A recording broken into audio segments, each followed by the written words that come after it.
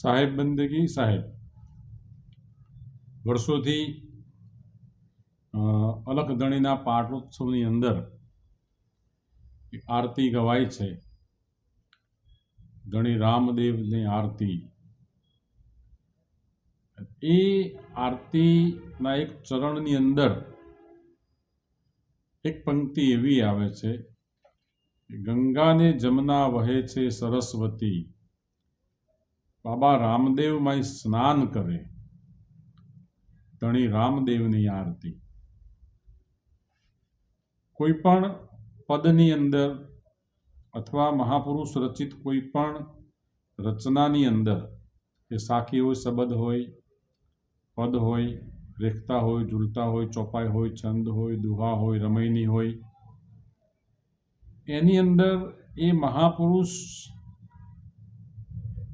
એમનો પોતાનો અનુભવ ટાંકી અને એ માર્મિક રીતે એને મૂકીને વાત કરે છે. હવે આપણે આપણી થોડી વિવેક દ્રષ્ટિએ જો જોઈએ તો રામદેવજી મહારાજ જે ભૂમિમાં થયા એ તો મરુભૂમિ છે અને એમના વખતમાં તો ત્યાં પાણીની ખૂબ ત્યાં એટલી બધી અછત હતી, હાડમારી હતી. અને ત્યાં ગંગા, જમના અને સરસ્વતી તો ત્યાં તો એ નદી પણ ત્યાં નથી. અને છતાંય આ આરતીમાં ગવાય છે, ગંગાને જમના વહે છે સરસ્વતી, બાબા રામદેવ માય સ્નાન કરે. તો આ એક આપણી ભીતરના એક તત્વજ્ઞાનની વાત છે કે ગંગા એટલે આ ડાબો સ્વર છે જેને ઈંગલા કહે, જમના એટલે જમણો સ્વર છે જેને પિંગલા કહે છે, અને સરસ્વતી છે. ગંગા અને જમુના એ ઉપર છે, દેખાય છે, જ્યારે સરસ્વતી છે એ અંદર છે. એમ સૂક્ષ્મણા છે એ અંદર છે. એટલે સૂક્ષ્મણાની અંદર એક તાર, એક ભજન, એક અવસ્થાની આ પંક્તિ આપણને એક ઇશારો કરે છે. કબીર સાહેબ પણ આ વાત મૂકે છે કે ચંદ્ર ન સૂર દિવસ નહીં રજની, મેં તો વહાં જય લાડ લડાયો, કહે કબીર કોઈ પિયા જી કી પ્યાસી, અબ મેં પિયા પિયા રટ લાયો, અબ હમ આનંદ કો ઘર પાયો. સતારશા મહારાજના એક ભજનમાં એમણે પણ આ વાત કરી, ઈંગલા ને પિંગલા બે મારગડા છોડી, હું તો સૂક્ષ્મણા માર્ગ જવાની, મને બોલાવે સતગુરુ જ્ઞાની.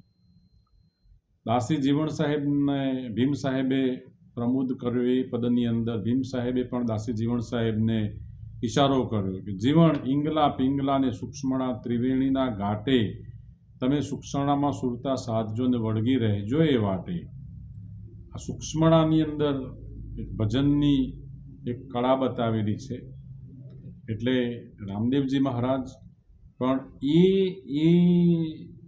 એ ત્રિવેણીની અંદર સ્નાન કરતા હોય, એ પોતે એક શબ્દોના માધ્યમે આપણને દિશા નિર્દેશ કરે છે. એટલે મહાપુરુષોની એક વાણીની અંદર એ મહાપુરુષનો અંદર જેને આપણે કહેવાય કે મોબાઈલમાં પાસવર્ડ હોય એમ પાસવર્ડ મૂકેલો છે. એટલે એ મહાપુરુષની દ્રષ્ટિ જો પ્રાપ્ત થાય તો એ પાસવર્ડ મળે ને એ વાણી ખુલે. વાણી ખુલે એટલે શબ્દમાંથી અર્થ નીકળે અને વાણીમાંથી પણ એક અર્થ નીકળે, વાણીમાંથી એક તારણ નીકળે, વાણીમાંથી એક ચોક્કસ પ્રકારનો એક આપણને રાહ, આપણને દિશા મળે.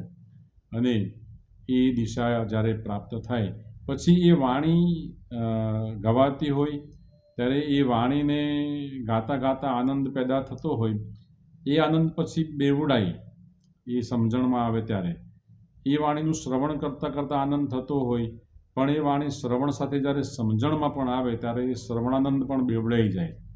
એટલે રામદેવજી મહારાજની એક આ આરતીની અંદરના શબ્દોની પાછળનું મારું પોતાનું એક મંતવ્ય છે.